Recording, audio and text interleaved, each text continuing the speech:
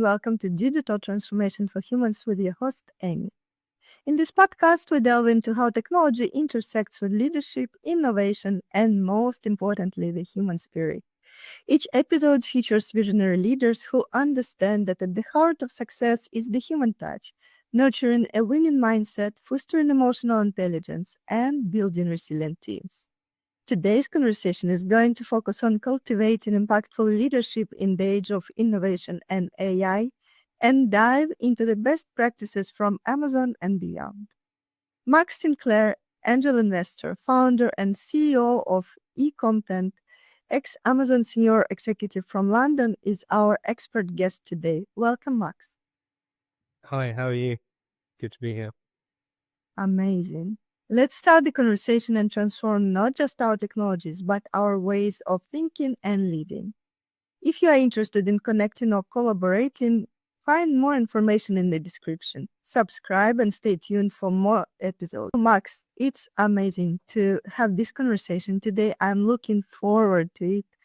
And to start with, it would be great to learn more about you, your journey, and your transition from the corporate world into the world of your own business.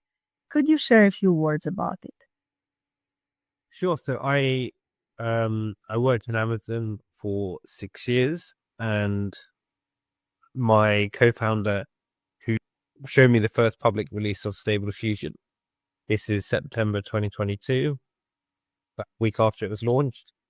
And this is before ChatGPT, before kind of most people, I'd say, most people outside of kind of the AI research community had actually seen any of this technology. And yeah, I was convinced that it was going to be absolutely transformational. So we launched eContent, which is to help sellers to generate visual and written product listing content optimized for AI-powered search. And yeah, we've been running that business now for 2 years. We've worked with a number of retailers, hundreds of Amazon sellers, tens of Amazon agencies. So yeah, that's kind of where we are. Very impressive and inspiring.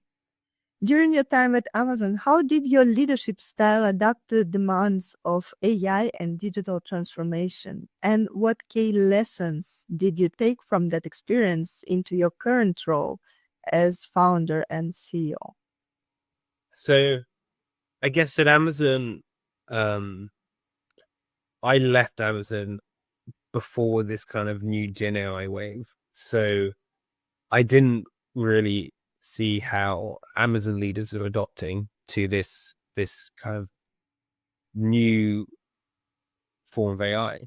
That being said, I did there's something called the Machine Learning University inside of Amazon. So I was first introduced to AI in its kind of previous, let's say, kind of regression crunching and pattern matching version of AI that, it has been around since the 1950s or however long it's been.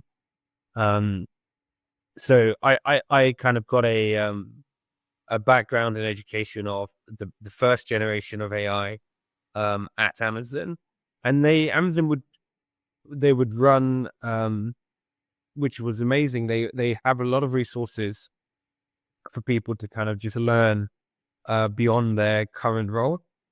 So this machine learning university was one such example, but there's lots of different people, senior people in the company, lending their time to run different aspects of upskilling people across the company, totally different roles, would never have come across them otherwise. And it was a great way to bring the entire company together. And, one of the big advantages working in a big company like that is you have extremely intelligent AI researchers who can actually go and help people who are history graduates like I am to get an understanding of this stuff. So yeah, that was the AI introduction that I had at my time at Amazon. I think now going forward, people will soon have to be managing humans and AIs. And very soon, maybe these kind of things will become, as we discussed on the last podcast, more intertwined. But I certainly think that, like, my experience of the content is managing an AI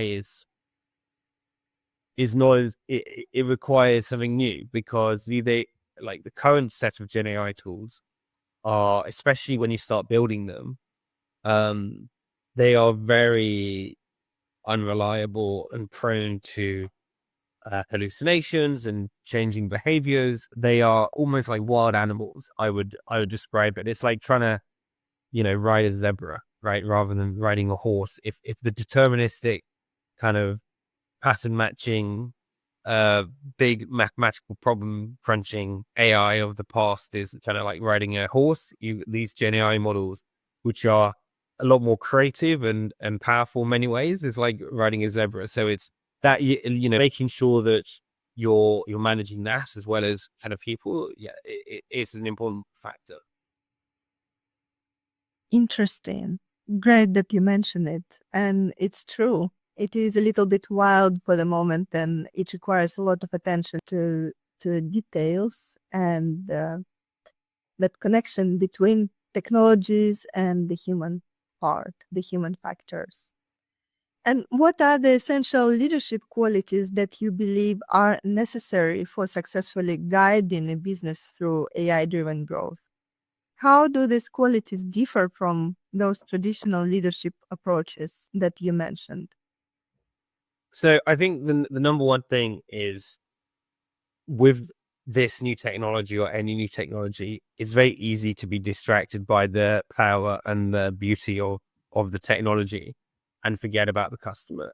And I think, tomorrow I'm having this debate on my own podcast with a friend of mine who's a Web3 founder. Now, I don't know how much you know about Web3. I don't know too much about it at all, but it's all about NFTs and blockchains and all this stuff, right? And I feel like for that wave, um, that kind of pandemic wave of technology, I have lots of friends actually who were very excited about it, thought this was amazing technology, and started businesses in it.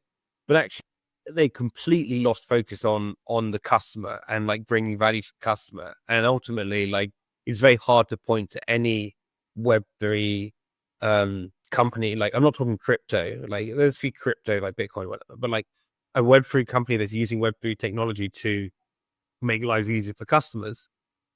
I honestly can't point to one. I don't know, maybe you know one, but it's and I think the challenge in this AI world is there's so many new and cool and exciting things you can do, but are they actually useful and helpful to people in solving their everyday problems?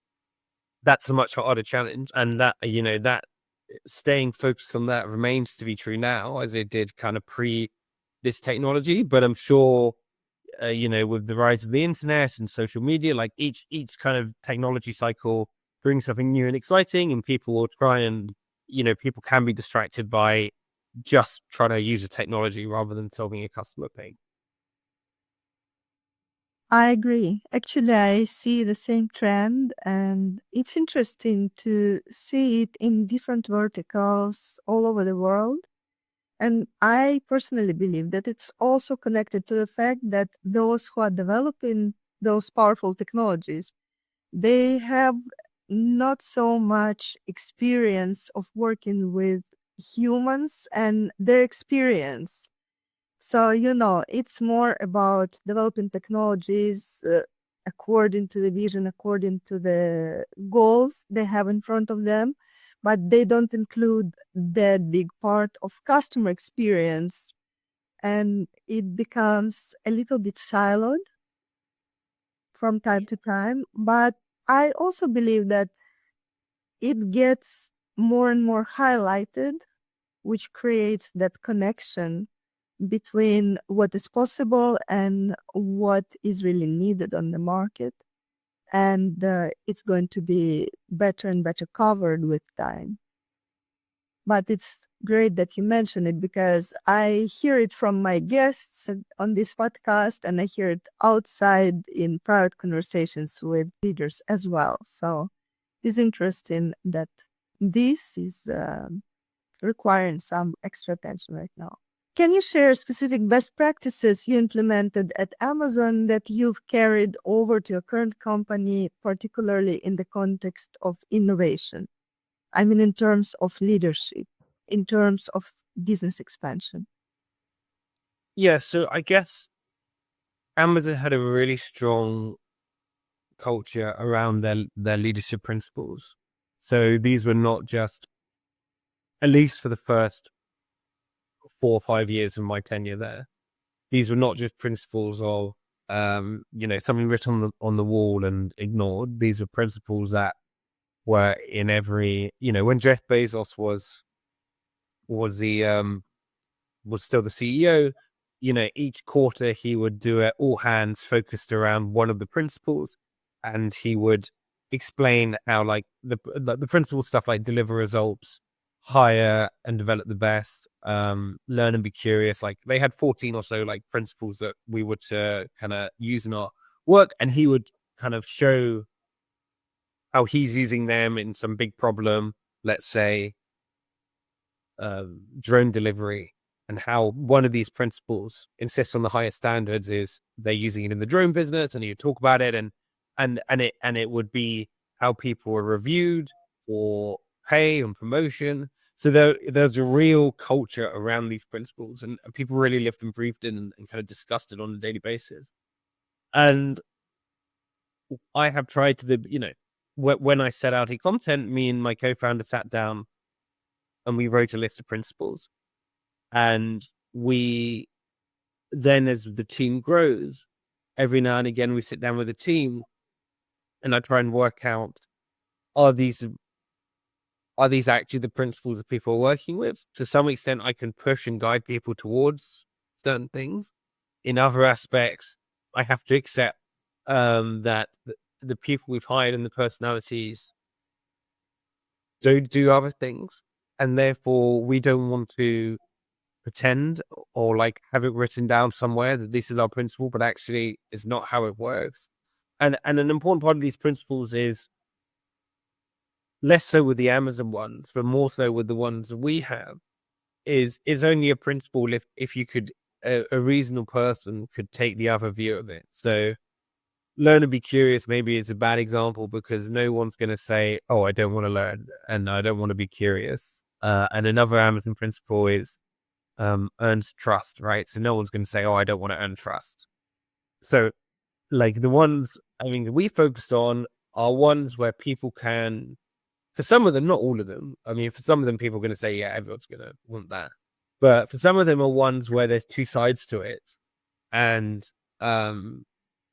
you as a company, you have to sit on one side. And if the company isn't sitting on that side, then I think you have to evolve and grow it around the way that people are actually working and the team that you do have, and um be careful to shape it so people are included and feel like they feed back into it, because you can't top down authoritarianly just tell people you have to work in this way now. And I don't think that'd be a recipe for success. But obviously at the same time we do want to stick to how we envision the company, and push people, and help people get to a certain way of culture and working. Interesting.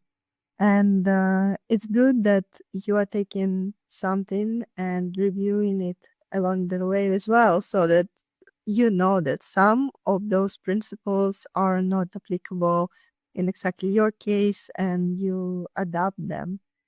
So, Max, how do you cultivate a culture of innovation and adaptability within your team, in your company, especially when it comes to embracing AI and new technologies? What are the strategies you find the most effective in this case? I think the most important thing is the hiring. So you have to hire great people. Um, and we haven't had to do this yet. I guess we have in some regards. Like you have to hire great people. And one tactic we've used, for example, is we kind of take people on just graduated from school, from university or school as they call it in Canada. Um, and they are kind of fresh grads and you give them an 8-month internship full time, and you tell them, if you like this, if you suit the company and you're good and you like and you want to, there's a potential for a full-time role. So our first hire was like this. We hired 2 people as interns, full-time interns. And I think intern is a bit of an unfair word because, like, well, technically they were interns, they were full-time employees working in the company, highly skilled and talented people. And then one of those people we felt fit the culture and was good. And we kept them on, and one of them we didn't. And I quite like that approach of doing it, and we're doing that again. We've got 2 new interns coming now in a month or 2, and again, like, maybe we'll keep them both, maybe we won't keep either of them, but like, I think it's quite a good way of testing people out, because an interview is quite a hard way of seeing how people really work and their culture, and do they innovate, like you said, like, do they have this culture of innovation? You can ask someone in the interview, but it's quite hard to really know without seeing them. So I think doing that. Yuri Levine, who I spent 4 days with, like, he's the founder of Waze. He did this workshop kind of in person for 4 days. And one of his big things I took away from that is firing. So he says that if you're a founder, you should put in a note in your calendar a month after you hire someone, and basically after a month, say, if I knew what I knew now, would I have hired this person? If the answer isn't hell yes, you should fire them. And he says, if the answer is yes, then you should go to them and you should say, hey, like, you've been great so far this month, and actually I want to increase your, the number of shares you have in the company. It doesn't have to be a big increase, but you could say, we gave you 0.25% options. I'm going to increase that to 0.26 or 0.27, whatever it is, just because I think you've been great and I value you, and blah, blah, blah. So that's his view. You should do that for every employee. You should either fire them immediately, or you should tell them that you really value them and increase their options in the company in the first month. And that way you build, you build loyalty for life with these people. Then no one's going to forget that, right? And on the converse side, you get rid of people who are disruptive quickly. So we haven't actually fired anyone. We've kind of not hired people, as I mentioned. That's more been our modus. But I understand that view, and certainly, I guess, as our company matures, we've just raised the funding round, so we're now in a position, I guess, where we can move away from being as scrappy as we once were, and like maybe we can start to do this where we hire people and then either fire them or give them more equity a month in. Sounds interesting. And I see you have this long-term vision as well in your approach. So instead of taking on board and then replacing, you prefer to create those sustainable processes where you find those who really want to become a part of your journey, and then you create that magic together without too much drama involved, Yeah. which is really good. Resistance to change is often a challenge in the tech industry. How do you manage resistance within your team and from clients when integrating AI into business processes? So I might be very biased, but the customers I talk to are all very excited about AI and want to integrate it. I guess the ones who aren't excited by AI and don't want to integrate it don't talk to me. So I don't really have any view on those people, to be honest. But I will talk to, 20, 30 people a week who have basically found us on Google or seen us on a podcast or whatever it is. We didn't do any paid ads, but like, they've seen us somewhere organically or they searched for it and they want to try it, and they want to see it and they want to try it. So, I mean, from my perspective, I don't know if I have a good answer to that, because everyone is very excited by it and kind of wants to implement AI in their business. I think when thinking back to kind of like working in Amazon and like a bigger corporation, like, yeah, there's certainly people who don't want things to change. They like the status quo. They just want to keep things where they are. And certainly I could even say that I'd been guilty of that in the past. When I've kind of, let's say I've set up a process, I've implemented it, I have then kind of, for example, got a promotion, given that process to someone else. I don't really want to change that. I'm focused on other stuff now, but like I don't really want to change it unless there's a big reason, a big reason to. So I think that's more of like a kind of corporate view, and but yeah, not from my position currently. I think everyone's very excited. Now you are free from that type of problems, right? And you moved beyond it. That's great. Emotional intelligence is often mentioned as crucial for leaders in tech. How do you balance the human element with the technological demands of AI, and why is this balance important? Yeah, I think burnout is a problem. I've had members of my team tell me in the past that like they've they've had burnout. I mean, I think being in this environment is a very stressful one. In like a startup environment, it's a very stressful one. And if you're, as the founder and CEO, I guess at least you're in control of the destiny in a way. Like if you're not the founder, then you're not the CEO. You don't really, you're relying on someone. You're hoping they know what they're doing so I think it can be very stressful. Demands are high. Customer demands are very high. Yeah, I think the kind of emotional intelligence piece is an important one. And I certainly, when I was a manager in Amazon, what I realized is I was kind of a different manager to every one of my uh direct reports. And for each of them, like I would show them a different aspect of my personality because they're all very different people. And I realized like every single person is actually a very, very different person. And whenever someone new joined my team, I quickly realized the best way that I could get the best out of them would be that myself, I adapt to them. So that's kind of how I thought about managing. Yeah. That's a very wise approach. And of course, leadership is a two-way street. It's impossible to just make somebody follow your orders if they're not willing to see you as a part of their team as well and collaborate to co-create the results. So that's the most efficient way of approaching that.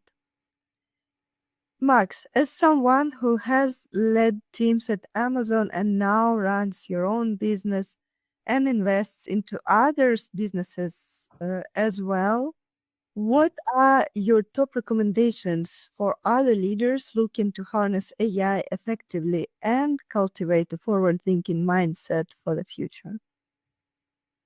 So I think the landscape changes so rapidly. My co-founder and CTO is a PhD in AI. He's a postdoc in AI as well. He spent 8 years kind of contributing to research. I spent 10% of my time maybe kind of like looking at competition, maybe less, maybe 5% of my time looking at competition in the e-commerce space, like similar companies to us. What are they doing? What are they talking about? I spend my time doing that. And I think he probably spends more time, maybe 15% of his time, just trying to stay on top of all the latest science papers that are happening. What are people publishing? What's happening in the AI community? And I think that like you really need that because the ground is just moving so rapidly. Like you need someone senior who is able to like synchronize this information and knows where to knows where to look and which publications to read, just so that the company is always on the cutting edge. And we certainly, when something important happens, we will certainly look at like a new technology is launched, we'll be testing it internally. We'll see if something we can bring to like one of the existing problems and solving for customers to solve it more efficiently. um I think, yeah, that's a very important thing, just to have an eye out. That's a great recommendation because everything is moving forward so fast, and it's really crucial to see what others are doing, how the competition looks like, and what you can do to stay different, to create something unique, amazing, and lead this change as well. Thank you so much for sharing your insights and experience with us today, Max. It's been a great pleasure and honor to have you here. And I'm looking forward to our future conversations. Today, we are covering the most part of those super important questions around leadership, which today's and tomorrow's leaders should apply to their practice, both within the corporate world and share with others. And they are also very relevant, very applicable to the business owners, to the founders, to everybody who is in the entrepreneurship and is creating something new, something amazing, and running and defining their own future. Thank you so much for sharing all these golden nuggets with us today. It's been a pleasure. Thank you for joining us on Digital Transformation for Humans. I'm Amy, and it was enriching to share this time with you. Remember, the core of any transformation lies in our human nature, how we think, feel, and connect with others. It is about enhancing our emotional intelligence, embracing a winning mindset, and leading with empathy and insight. Subscribe and stay tuned for more episodes where we uncover the latest trends in digital business and explore the human side of technology and leadership. Until next time, keep nurturing your mind, fostering your connections, and leading with heart.